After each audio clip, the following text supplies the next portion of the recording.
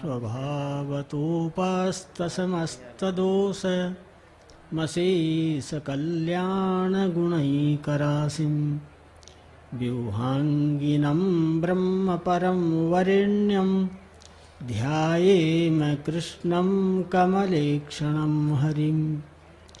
अंगे तु वामे वृषभानुजामुदा विराजमानामनुरूपसौभगां सखी सहस्रै परिसेवितां सदा स्मरेम देवीं सकलैष्टकामदाम्।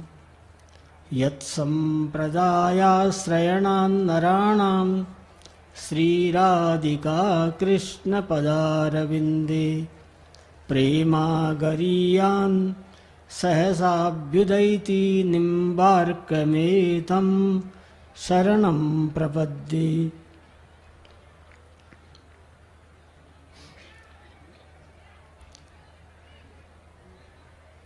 समुपस्थित श्री भगवत चरणारविंद मकरंद सेवन परायण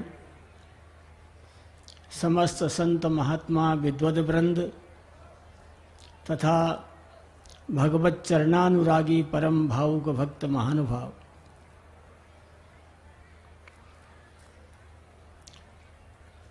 कितना अनुपम ये आनंद का मनोहरी समय आप हम सबों के सन्मुख उपस्थित है।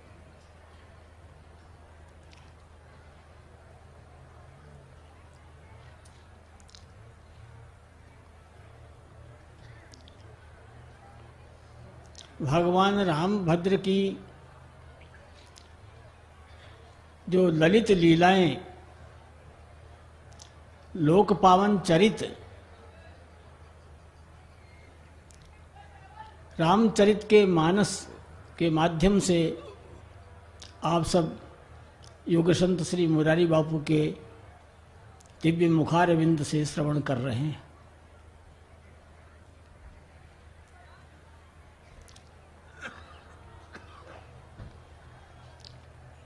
गोस्वामी श्री तुलसीदास जी महाराज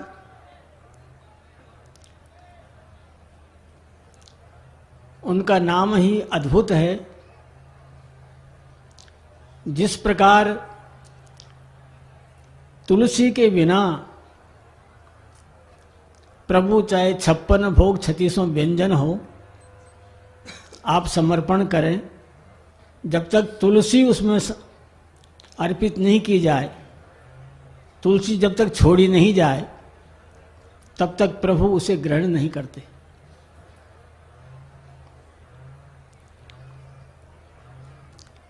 चाहे पत्र फल पुष्प कुछ भी हो और उसमें तुलसी का स्पर्श आपने करा दिया तो प्रभु उसे अवश्य ग्रहण करते।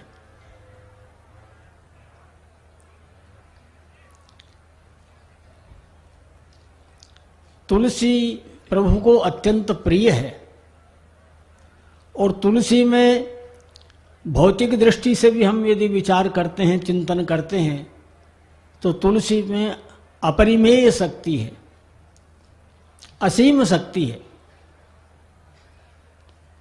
आयुर्वेद में 2 पदार्थों के लिए विलक्षण विवेचन किया है, एक तो तुलसी, दूसरा निम्ब। निम्ब के लिए कहा कि सर्व रोग हरो निम्बः। सर्व शब्द का प्रयोग किया है, सर्व, समस्त यावन मात्र जितने भी रोग हैं,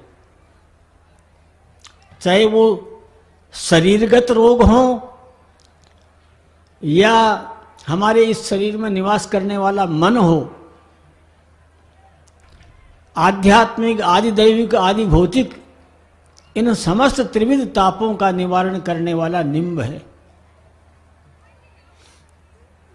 इसलिए सर्व शब्द का वहां प्रयोग किया आयुर्वेद में कि सर्व रोग हरो निम्बः, समस्त रोगों का हरण करने वाला निम्ब है। इसी प्रकार तुलसी की अनंत असीम महिमा है तुलसी के बिना प्रभु की सेवा, जिस सेवा के क्रम में अभी आपने बापू के द्वारा प्रभात बेला में मंगला आरती प्रभु की होती है, नीराजन होता है, उस समय से लेकर और रात्रि पर्यंत, शयन पर्यंत जो अष्ट याम सेवा का क्रम है, बिना तुलसी के वो समस्त सेवा संपादित नहीं होती। तुलसी प्रधान है और तुलसी के कारण प्रभु को सालग्राम स्वरूप धारण करना पड़ा। और तुलसी उन पर वैदिक मंत्रों के द्वारा, पौराणिक मंत्रों के द्वारा और गोपाल मंत्र के द्वारा तुलसी समर्पण किया जाता है। तुलसी दल, तुलसी दल को चंदन से चर्चित करके और प्रभु के 108 तुलसी दल, 1008 तुलसी दल आप समर्पण करें तो उसकी तो अनंत और असीम महिमा है।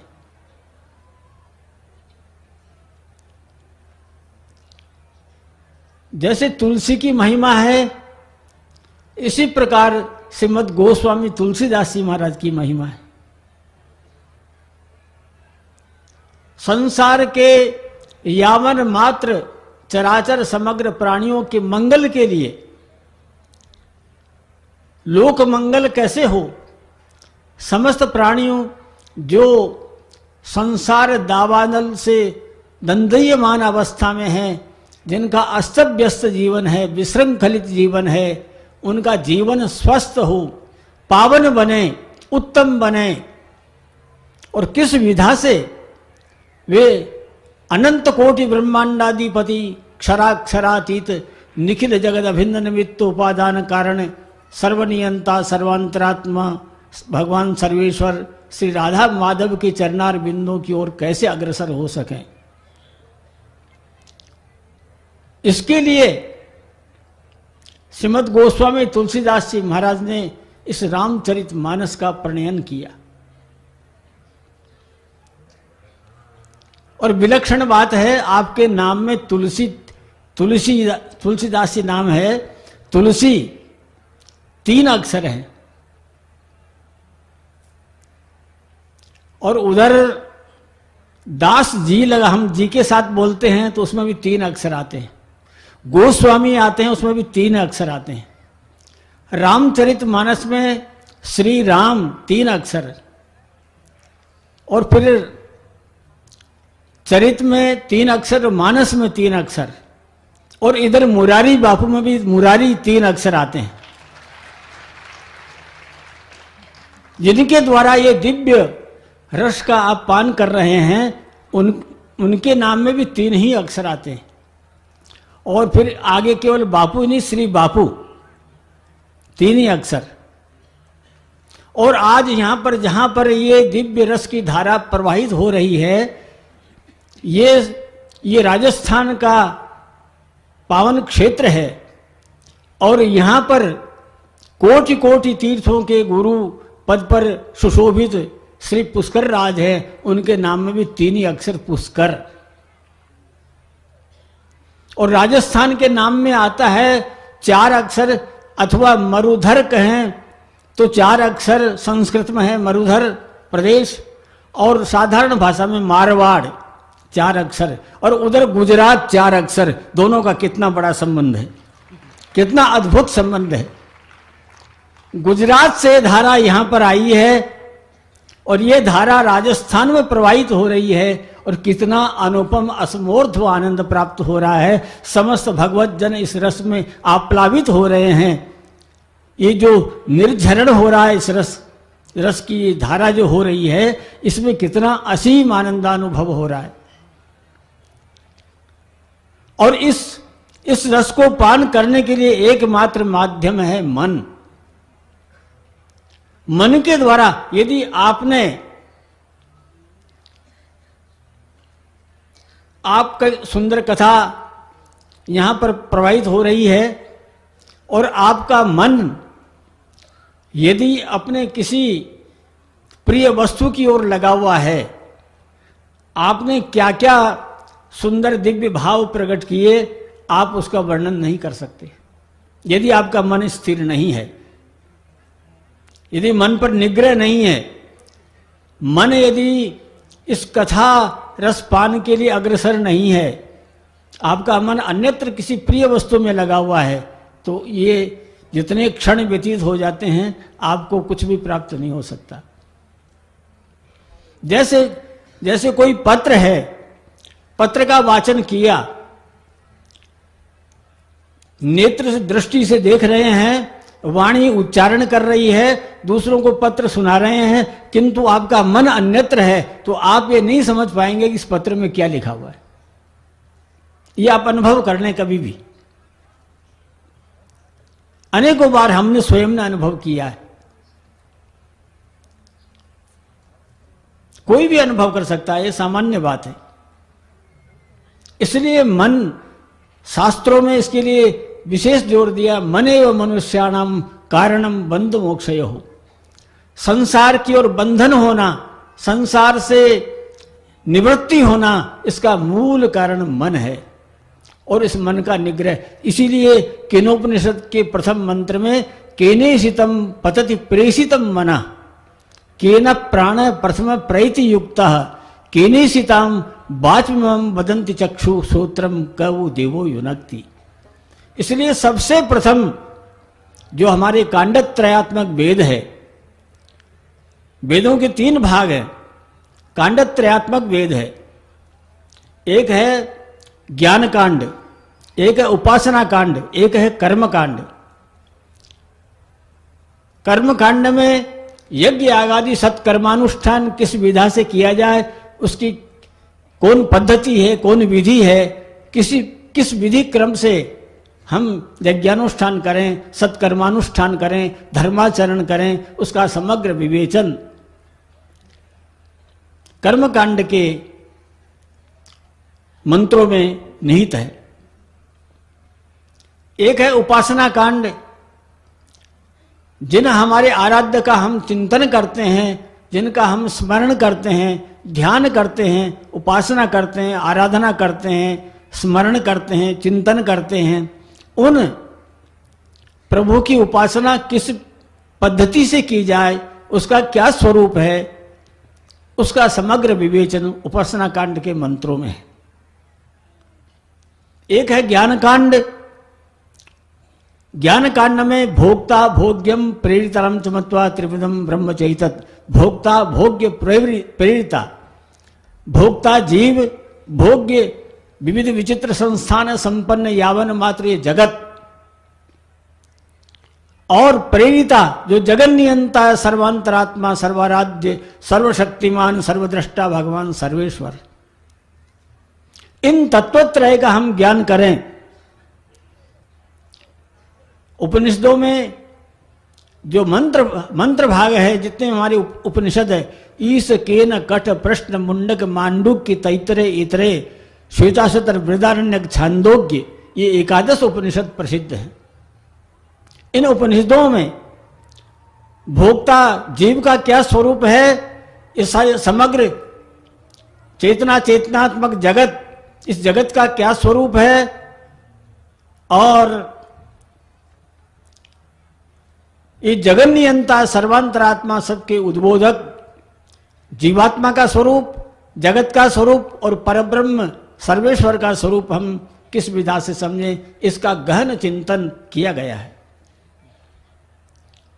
मंत्र उपनिषद में द्विविध प्रकार के मंत्र आते हैं, 2 प्रकार के मंत्र आते हैं। एक मंत्र कहता अयम आत्मा ब्रह्म है, योसा वसो पुरुष सोहम अस्मि, नेह नानास्त किंचन अद्वैतम परमार्थतः, सर्वम खलमिदं ब्रह्म, ब्रह्म वृक्षा ब्रह्मवनम इत्यादि। ऐसे कितने ही वचन हैं। एक वचन आता है नित्यो नित्यानाम चेतनश्चेतनानाम एको बहुनाम यो विदधाति कामान तमात्मस्तम येनु पश्यन्ति धीरा तेषाम शांति शाश्वती नेतरेषाम। रसो वैसः रसग्वम इवाम लब्ध्वा आनंदी भवति, सैसा आनंद से मीमांसा भवति। सतत्र पर्येति जक्षन क्रीडन रममाण सोष्णुते सर्वान कामान स ब्रह्मणा विपस्थिता स आत्मरति आत्मक्रीड़ा आत्ममिथुन सत्य काम सत्य संकल्प आनंदमयो अभ्यासात सही आनंद से मीमांसा भवती इत्यादि के मंत्र। एक मंत्र जो पहले हमने मंत्र यहाँ पर उपस्थित किए, उन मंत्रों का भाव है कि सर्वम खलविदम ब्रह्म है, सब कुछ ब्रह्म है, जीव जगत कुछ भी नहीं है, केवल ब्रह्म है। दूसरे मंत्र कहते हैं कि जीवात्मा उपासना आराधना करके भगवत धाम की प्राप्ति करता है, और वहां पर भी सतत्र भगवत धामनी, उस भगवत धाम में सतत्र पर्येति जक्षण क्रीडन रममाण, वहां पर प्रभु के सानिध्य में वहां पर संचक्रमण करता है, परिभ्रमण करता है, विहरण करता है, नाना प्रकार की लीलाओं को, प्रभु की जो भगवदीय लीलाएं हैं उनका आस्वादन प्राप्त करता है, भगवत प्रसाद ग्रहण करता है। सतत्र पर्येति जक्षण क्रीडन, विभिन्न प्रकार की लीला विलास का आनंद अनुभव करता है। तो इससे स्पष्ट हो गया भगवत धाम की प्राप्ति करने के बाद में भी ये जीवात्मा वहां पर एक अपने किंकर किंवा किंकरी रूप में रह करके प्रभु की सेवा और परिचर्या में संलग्न रहता है। तो दो स्पष्ट है। ऐसे ही नित्यानाम समस्त यावन मात्र जितने प्राणी हैं, नित्य प्राणी हैं, उन प्राणियों में एक मूल जो आधार है वो भगवान सर्वेश्वर है। नित्यो नित्यानाम चेतनस चेतनानाम एको बहुनाम, बहुतों में एक है। इनसे भी इससे भी अधिकम तो उपनिषद ब्रह्मसूत्र कहता अधिकम तो भेद निर्देशात भेद व्यपदेशात चान्य पटवच्च है। अनेक ऐसे ब्रह्मसूत्र में विवेचन, क्योंकि प्रस्थानत्रयी पर हमारे समस्त धर्माचार्यों ने गहन चिंतन किया है। प्रस्थानत्रयी में है एकादश उपनिषद, व्यासकृत ब्रह्मसूत्र, भगवान व्यास जिन्होंने अष्टादश पुराणों की रचना की, अष्टादश उपपुराणों की रचना की, अष्टादश उपपुराणों की रचना की, श्रीमद् भागवत महापुराण की रचना की और ब्रह्मसूत्र की, महाभारत की रचना और ब्रह्मसूत्र की रचना भगवान व्यास ने की। उसी ब्रह्मसूत्र एक उपनिषद भाग, एकादश उपनिषद, ब्रह्मसूत्र और श्रीमद् भगवद गीता, जो आनंद कंद नंद नंदन भगवान सर्वेश्वर श्याम सुंदर ने जिस समय कुरुक्षेत्र में अर्जुन प्रिय शिष्यम अर्जुनम निमित्त कृत्य गीता शास्त्रम समुपदिष्टम, गीता शास्त्र का उपदेश किया, वो श्रीमद् भगवद गीता के दिव्य पावन मंत्र स्वरूप श्लोक, इन तीनों को लेकर इसको प्रस्थानत्रयी कहा गया है। और इसी पर समस्त मंथन, समस्त विचार हमारे आचार्य परवरों ने किया है। और उसी का मंथन आज आप यहाँ पर श्री रामचरित मानस के संदर्भ में, इस कथा रस पान के संदर्भ में मुरारी बापू के द्वारा भी आप प्राप्त कर रहे हैं। उसी रस का आप सब परम सौभाग्यशाली हैं, परम बड़भागी हैं, परम आप सबों की जो तन्मनस्क होकर के, समाहित चित्त से सावधान मनस्क होकर के, तन्मयता पूर्वक, भावुकता पूर्वक, श्रद्धा पूर्वक जो इस प्रकार दिव्य इस रस धारा में अपने मन को लगाए हुए हैं, उनकी स्वरूप का, उनकी महिमा का वर्णन करना कठिन है। हमें कितना अपार हर्ष है, हम तो स्वयं ही यहाँ श्रोता के रूप में उपस्थित होते हैं, और कितना आनंद मिलता है उस रस धारा में अवगाहन करने पर, जिसका वर्णन वाणी का माध्यम नहीं। इसी प्रकार आप ये जो एक एक दिन पता नहीं कैसे द्रुत गति से जा रहा है, और इसमें जिस प्रकार आप अपने प्रिय वस्तु को प्राप्त करने के लिए निरंतर उस ओर मन को प्रवृत्त किए हुए हैं, ये हमारा सबसे मूल ध्येय, मूल लक्ष्य जीवन का, इस शरीर को प्राप्त करने का, इस मानव शरीर को प्राप्त करने का मूल लक्ष्य है। उस रस की प्राप्ति करें जिस रस की प्राप्ति मेरे तो गिरधर गोपाल दूसरों न कोई, भक्तिमती मीराबाई ने ये भावना की कि मुझे मेरे को और किसी पति की आवश्यकता नहीं है, जो अखिल ब्रह्मांडाधिपति है, जो सर्वाधिपति है, उन भगवान सर्वेश्वर का एकमात्र मैं चिंतन करूं, उनका अनुस्मरण करूं, उनका ध्यान करूं, यही हमारे जीवन का एकमात्र लक्ष्य और आधार हो।